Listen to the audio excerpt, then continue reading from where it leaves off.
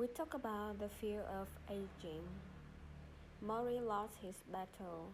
Sometimes, someone was now wiping his behind. He faced this with typically brave acceptance, no longer able to reach behind him when he used to commode. He informed Connie of his latest limitation. Would you be impressed to do it for me? She said no. I found it typical that he asked her first. It took some getting used to, Morrie admitted, because it was, in a way, complete surrender to the disease. The most personal and basic things had now been taken from him: going to the bathroom, wiping his nose, washing his private parts. With the exceptions of breathing and swallowing his food, he was dependent on others for nearly everything. I asked Morrie how he managed to stay positive through that. Mitch is funny, he said. I'm an independent person, so my inclination was to fight all of this, being helped from the car, having someone else dress me. I felt a little ashamed because our culture tells us we would be ashamed if we can't wipe our own behind. But when but then I figure, forget what the culture says. I have ignored the culture much of my life. I'm not going to be ashamed. What's the big deal? And you know what? The strangest thing was that I began to enjoy my dependency. Now I enjoy when they turn me over on my side and rub cream on my behind so I don't get sores, or when they wipe my brow or they massage my legs. I revel in it. I close my eyes and soak it up, and it seems very familiar to me. It's like going back to being a child again. Someone to bathe you, someone to lift you, someone to wipe you. We all know how to be a child. It's inside all of us. For me, it's just remembering how to enjoy it. The truth is, when our mothers held us, rocked us, stroked our heads, none of us never got enough of that. We all yearn in some way to return those days when we were completely taken care of. Unconditional love, unconditional attention. Most of us didn't get enough. I know I didn't. I looked at Morrie and I suddenly knew why he so enjoyed my leaning over and adjusting his microphone, or fussing with the pillows, or wiping his eyes. Human touch. At 78, he was given as an adult and taken as a child. Later that day, we talk about aging, or maybe I should say the fear of aging, another of the issues in my what's in my generation list. On my ride from the Boston airport, I had counted the billboards that figure young and beautiful people. There was a handsome young man in a cowboy hat smoking a cigarette, two beautiful young women smiling over the shampoo bottle, and sultry-looking teenager with her jeans unsnapped, and a sexy woman in a black velvet dress next to a man in a tuxedo, the two of them snuggling a glass of scotch. Not once did I see any who would pass over 35. I told Morrie I was already feeling over the hill, much as I tried desperately to stay on top of that. I worked out constantly, watched what I ate, and checked my hairline in the mirror.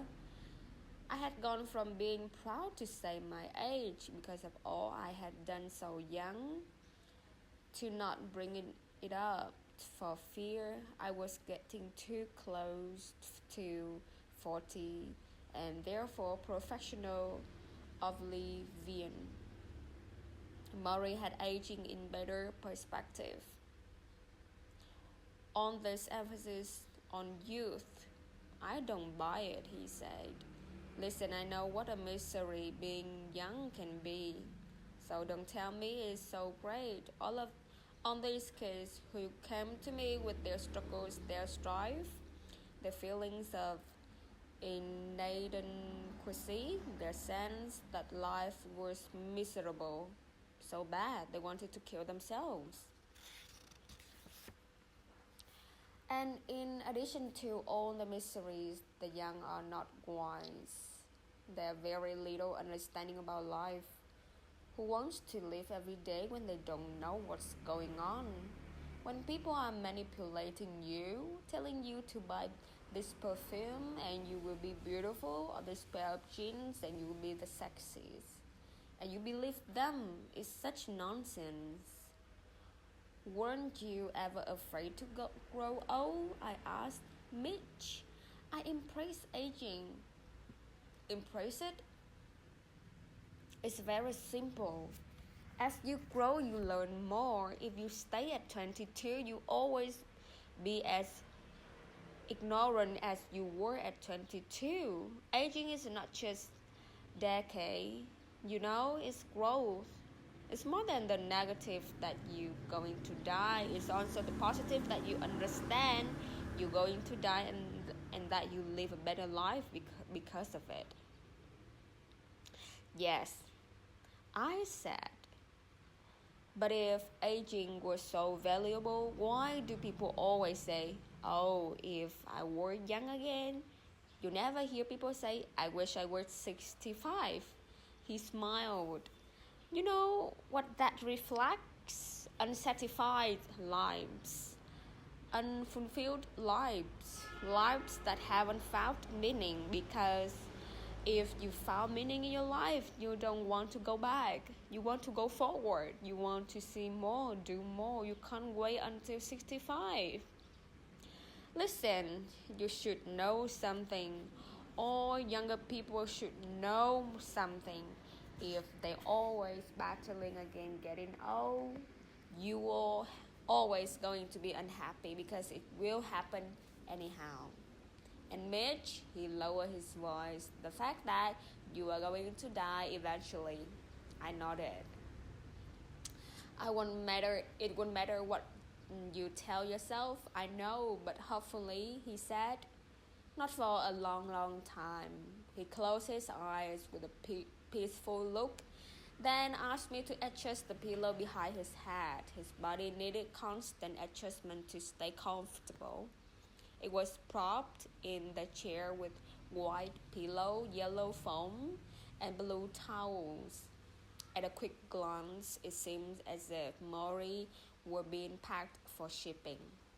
Thank you, he whispered as I moved the pillows. No problem, I said. Mitch, what you are thinking? I paused before answering. Okay, I said, I'm wondering how you don't envy younger, healthy people.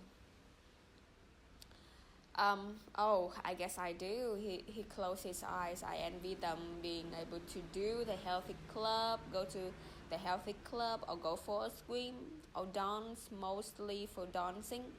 But envy comes to me, I feel it, and then I let it go. Remember what I said about detachment. Let it go. Tell yourself, that's envy. I'm going to separate from it now and walk away. He coughed, a long, scratchy cough, and he pushed a tissue to his mouth and spit weakly into it.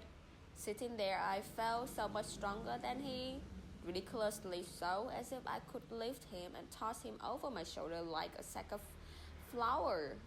I was impressed by this superiority because I didn't feel superior to him in any other way. How do you keep from envying? What? Me? He smiled. Mitch, it is impossible for the old not to envy the young, but the issue is to accept who you are and revel in that. This is your time to be in your 30s.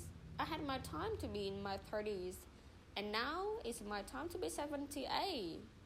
You have to find what's good and true and beautiful in your life as it is now. Looking back makes you competitive, and age is not a competitive issue.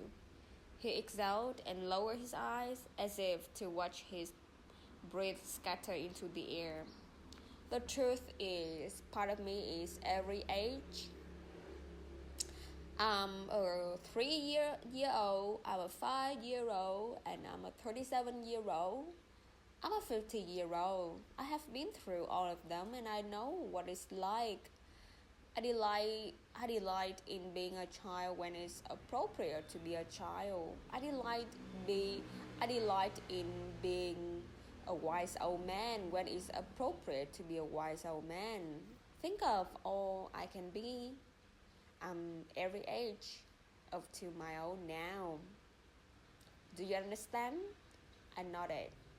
How can I be obvious of where you are when I've been there myself? So that is the Tuesday with Morrie.